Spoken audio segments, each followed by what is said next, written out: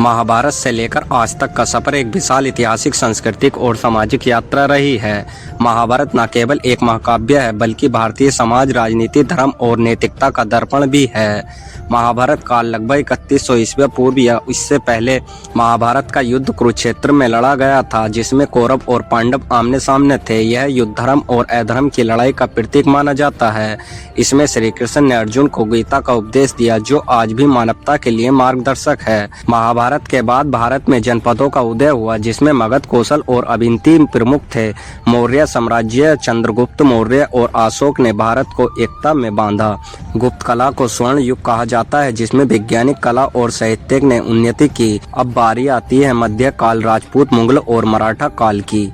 इस काल में राजपूतों, चोलों और अन्य राजवंशों का शासन रहा। 12वीं शताब्दी में मुस्लिम आक्रमणकारी का आगमन हुआ, जिससे दिल्ली सल्तनत और बाद में मुगल साम्राज्य स्थापित हुआ। शिवाजी और मराठों ने स्वराज की लड़ाई लड़ी, जिससे भारतीय राजनीति में बड़ा बदलाव आया। औपनिक बेसिक काल, ब्रिटिश शासन और स्वतंत्रता संग्राम। 1757 में प्लासी की लड़ाई के बाद ब्रिटिश ईस्ट इंडिया कंपनी का शासन बढ़ा। 1857 की क्रांति ने स्वतंत्रता संग्राम की नींव रखी। 20वीं शताब्दी में महात्मा गांधी, भगत सिंह, नेताजी सुभाष चंद्र बोस और अन्य स्वतंत्रता सेनानियों ने संघर्ष के बाद 1947 में भारत आजाद हुआ। आधुनिक भारत 1947 से आज तक का सफर। आजादी के बाद भारत ने संविधान अपनाया और लोकतंत्र की नींव रखी। 1991 में आर्थिक सुधारों के बाद भारत वैश्विक शक्ति बनने की ओर आकर्षक हुआ। वैज्ञानिक, तकनीक, अंतरिक्ष और डिजिटल क्रांति में भारत ने बड़ी प्रगति की।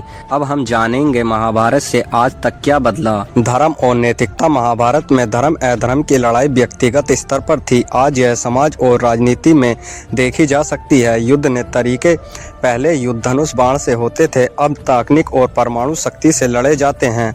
राजनीति और शासन। पहले राजतंत्र था, अब लोकतंत्र है। समाज और संस्कृति। प्राचीन काल में गुरुकुल प्रणाली थी, अब डिजिटल शिक्षा है।